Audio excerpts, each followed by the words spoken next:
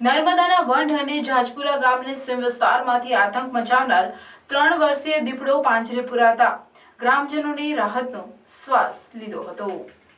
પ્રાપ્ત વિગત અનુસાર તિલકવાડા તાલુકાના ગ્રામ્ય વિસ્તારોમાં છેલ્લા કેટલાક સમયથી દીપડાઓએ ભારે આતંક મચાવ્યો છે। આ દીપડાઓને ઝડપી લેવા અને પ્રજાજનોને સુરક્ષા આપવા માટે ફોરેસ્ટ વિભાગ દ્વારા રાત દિવસ ખડેપગે ફરજ કામગીરી કરવામાં આવી રહી છે અને તાલુકાના વિવિધ વિસ્તારોમાં 15થી વધુ પાંજરા ગોઠવી દેવામાં આવ્યા છે।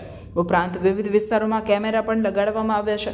ત્યારે આજે વહેલી સવારના વંઢ અને જજપુરા ગામની સીમ વિસ્તારમાં મૂકેલા પાંજરામાં દીપડો પાંજરે પુરાતા વિસ્તારના લોકોએ રાહતનો અનુભવ લીધો હતો। ઉલ્લેખનીય છે કે તિલકવાડા તાલુકાના ગ્રામ્ય વિસ્તારોમાં દીપડાઓએ ભારે આતંક મચાવ્યો છે।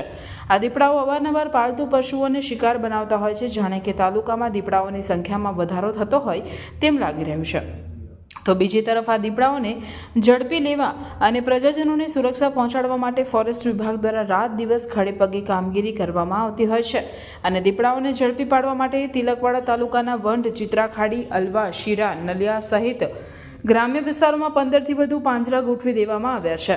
હાલ થોડા સમય પહેલા તિલકવાડા તાલુકાના દેવલિયા ગામ નજીક એક દીપડો પાંજરે પુરાયો હતો। ત્યારબાદ દેવલિયા નદીના બ્રિજ નીચેથી એક દીપડો પાંજરે પુરાયો હતો અને હાલ ફરી એકવાર વંઢ અને જાંજપુર ગામની સીમ વિસ્તારમાંથી અંદાજિત 3 વર્ષીય માદા દીપડો પાંજરે પુરાયો છે। ઘટનાને પગલે સ્થળ ઉપર લોકટોળા ઉમટી પડ્યા હતા। તો બીજી તરફ ઘટનાની જાણ થતાં જ ફોરેસ્ટ વિભાગના અધિકારીઓ તાત્કાલિક ધોરણે સ્થળ પર દોડી આવ્યા હતા અને દીપડાનું રેસ્ક્યુ કરી સલામત સ્થળે ખસેડવા માટે કાર્યવાહી હાથ ધરી હતી।